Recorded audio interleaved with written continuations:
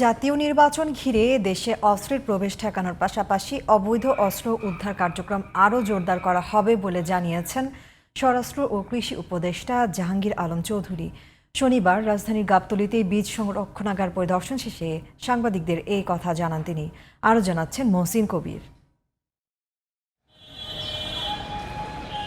দেশে প্রথমবারের মতো নির্মিত হচ্ছে vapour hit treatment plant VHT। এই প্লান্ট নির্মিত হলে জাপান ও ইউরোপের মতো বিভিন্ন দেশে আমসহ নানা ধরনের ফল ও সবজি রপ্তানি সম্ভব হবে। ভারত, পাকিস্তান সহ প্রতিবেশী অনেক দেশে এ ধরনের অসংখ্য প্লান্ট থাকলেও বাংলাদেশে এবারই প্রথম এমন উদ্যোগ। স্বাদ ও পুষ্টিমান অক্ষুণ্ণ রেখেই প্লান্টের মাধ্যমে জীবাণুমুক্ত করা হবে ফল ও সবজি।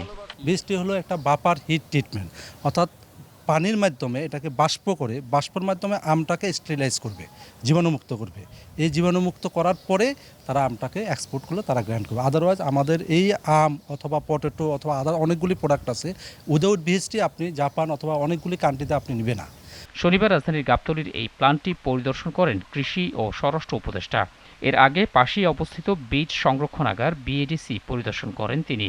পরে সাংবাদিকদের উপদেষ্টা বলেন, বৃষ্টির কারণে অনেক সবজি এবার নষ্ট হয়ে যাওয়ায় বাজারে এর বিরূপ প্রভাব পড়েছে। আমাদের এখানে এখন চেষ্টা করা হচ্ছে আমাদের এখানে খেজুর উৎপাদন করার জন্য। যেমন আমরা যদি ভালোভাবে উৎপাদন করতে পারি হয়তো আমাদের এই খেজুর আর ইম্পোর্ট করতে হবে না। বৃষ্টির কারণে সবজি অনেক নষ্ট হয়ে গেছে। এই সবজি নষ্ট হয়ে যাওয়ায় জিনিসপত্রের দাম মানে সবজির দাম কিছুটা বেড়ে গেছে।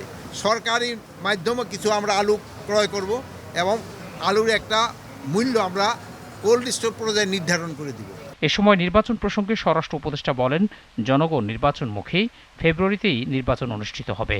নির্বাচনকে সামনে রেখে আইন শৃঙ্খলা পরিস্থিতির উন্নয়নে করণীয় নিয়েও কথা বলেন তিনি। নির্বাচনের প্রস্তুতি যেভাবে নেওয়া দরকার আমরা ওভাবেই প্রস্তুতি নিচ্ছি। আল্লাহ দিলে ফেব্রুয়ারি মাসে নির্বাচন করতে আমাদের কোনো ধরনের অসুবিধা হবে না। ইলেকশনের আগে আমরা আশা করতেছি প্রায় অবশ্যই আমরা উদ্ধার করে ফেলব।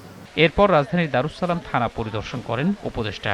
রাজধানীর 50টি থানার 25টি ভাড়া বাড়িতে পরিচালিত হয় উল্লেখ করে তিনি জানান, সেপ্টেম্বরে 8টি থানা নিজস্ব ভবনে স্থানান্তরিত হচ্ছে। মহসিন কবির, GTV নিউজ, ঢাকা।